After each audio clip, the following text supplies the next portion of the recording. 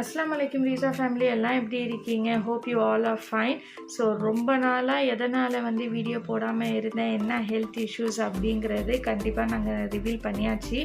Last time நான் போட்ட shorts video பார்த்திருந்தீங்கன்னா தெரிஞ்சிருக்கும். Yes, I am now blessed with a baby girl.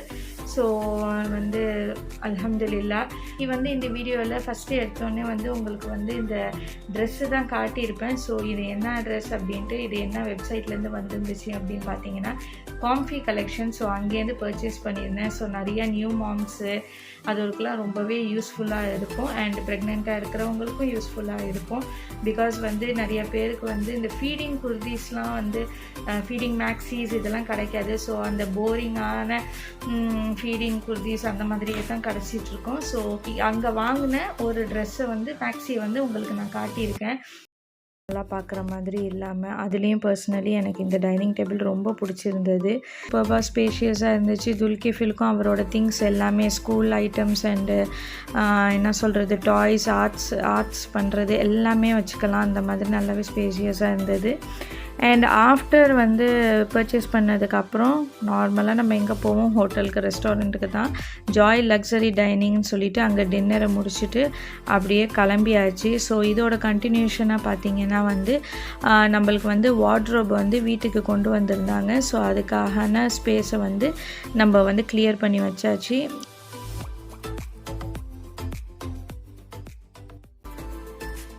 Furniture purchase பண்ணுறது பெருசு கிடையாது. அது சேஃபாக வீட்டுக்கு சேரணும். அண்ட் உண்மையிலே அதை ஒழுங்காக அதோட இடத்துல செட்டில் பண்ணுறதுக்குள்ளே உண்மையிலே ரொம்ப போதும்ண்டு ஆகிடும்.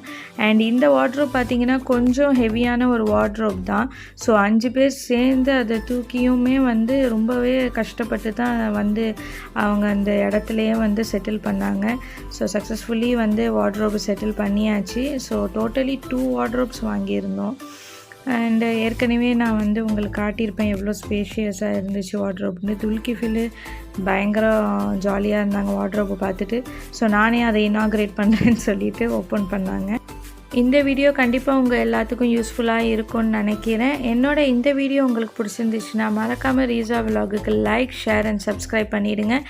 அண்டு எப்போதும் எனக்கு உங்கள் சப்போர்ட் நீங்கள் எப்படி கொடுத்துட்டு இருந்தீங்களோ அதே மாதிரி தொடர்ந்து கொடுத்துட்ருப்பீங்கன்னு நினைக்கிறேன். Inshallah, we'll meet you in the next video.